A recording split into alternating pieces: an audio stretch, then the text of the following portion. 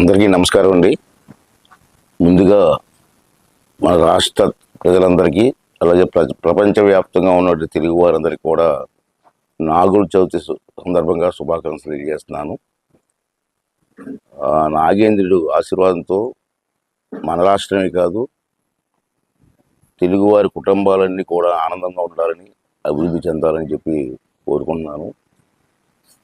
అంతేకాకుండా మన రాష్ట్ర అభివృద్ధిలో తెలుగు వాళ్ళందరూ కూడా భాగస్వాములు అవ్వాలని, రాష్ట్రాన్ని త్వరితగతిన అభివృద్ధి చెందేలాగా